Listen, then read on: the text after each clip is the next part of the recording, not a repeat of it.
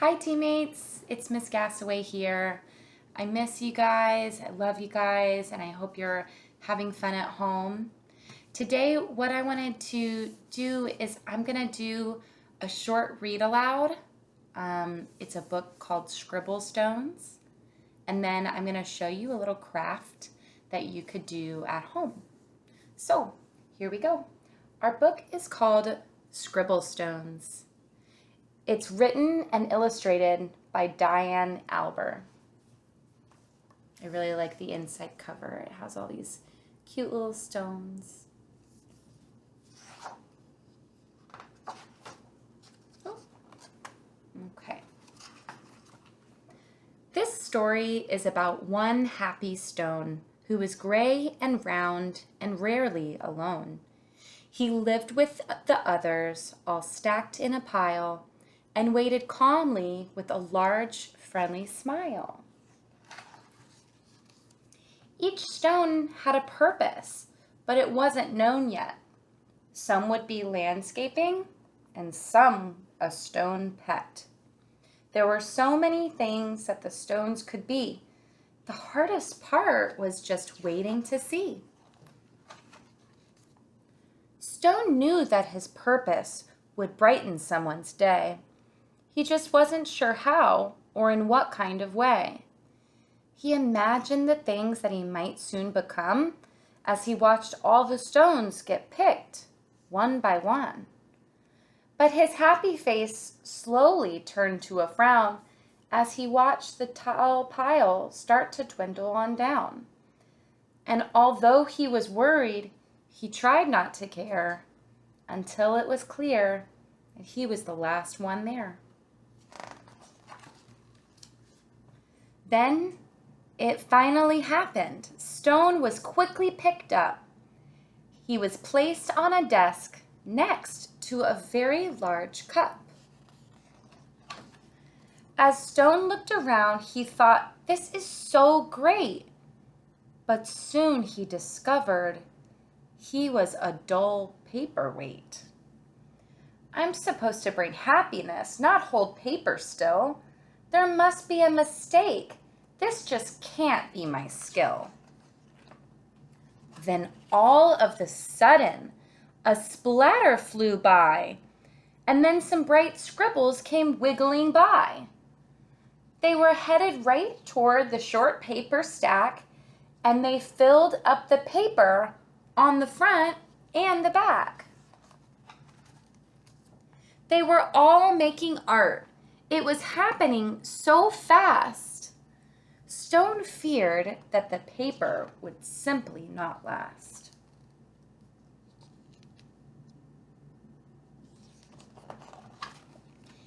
He couldn't believe just how much the pile grew. Then he heard a small cry from the fun splatter crew.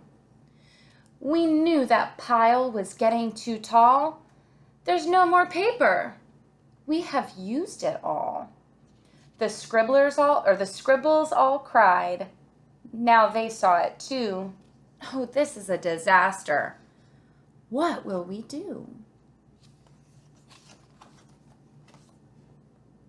Stone didn't want the scribbles to cry, so he thought of something that they all could try. He slowly rolled down the very large pile and said, "I know how to make you all smile. I know I'm not paper, but I like art too. Do you think you could spare some red, yellow, and blue?" They loved the idea and could not wait to start.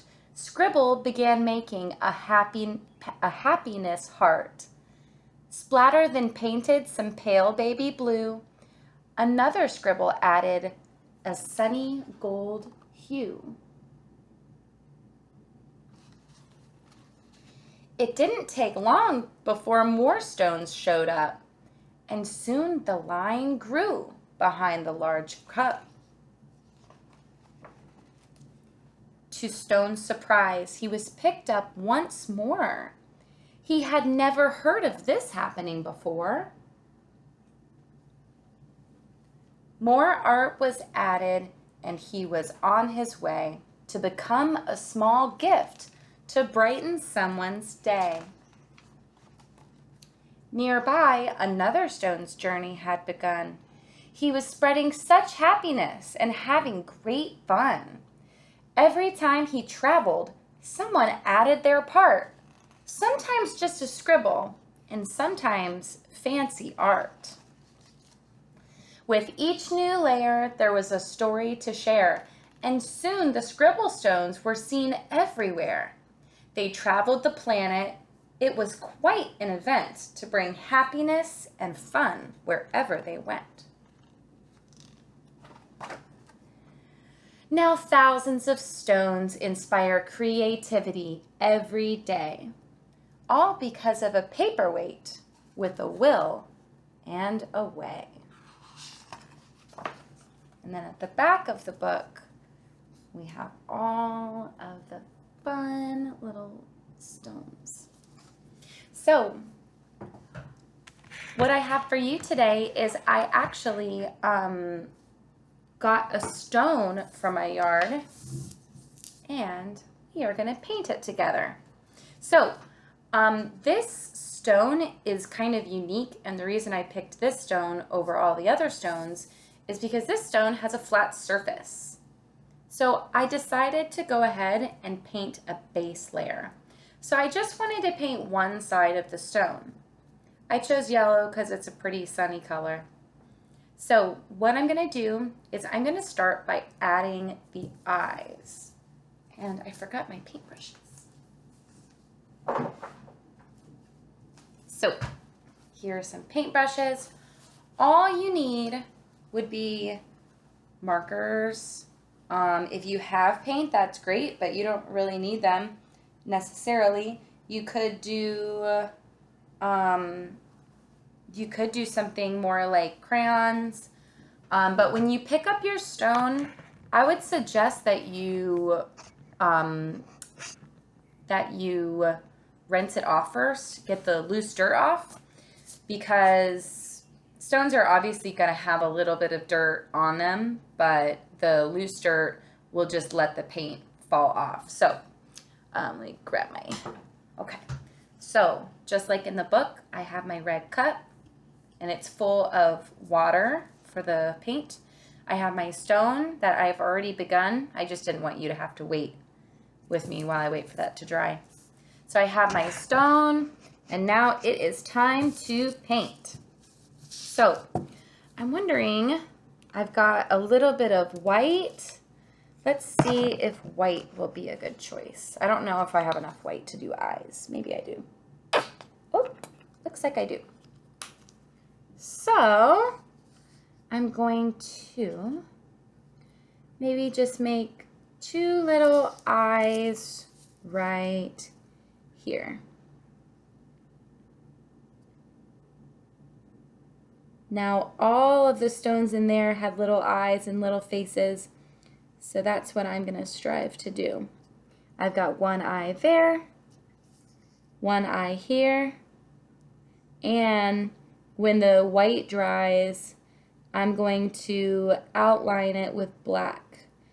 Since I want a fine line, I think I'm just going to use a permanent marker. Okay, so we've got that. What should I add next? I'm thinking of an animal that is yellow, and this yellow animal has a little bit of black on his body too, and he can also sting you if you get too close or you're moving too quickly. Can you think of what animal I'm thinking of? I am thinking of a bumblebee. So I'm going to try to make my little rock art, my scribble stone, a little bumblebee. So if you think about what a bumblebee looks like, bumblebees are normally yellow and they have a couple of black stripes. Now, just because I'm making a bumblebee doesn't mean you need to. If you want to do a bumblebee, that's great, and I'll show you exactly how.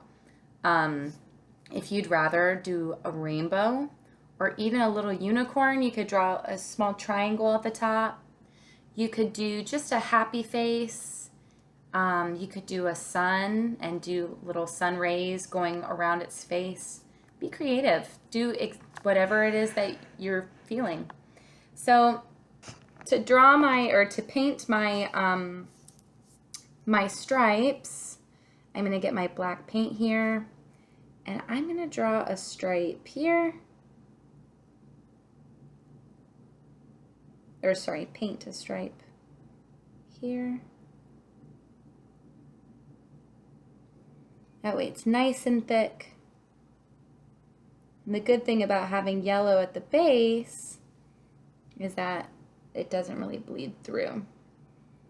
And then I'll do another stripe here. Actually, maybe bumblebees only have 2 stripes.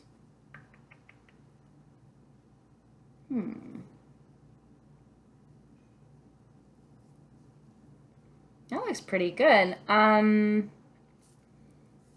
Maybe I'll do his little stinger. I'm gonna go like that.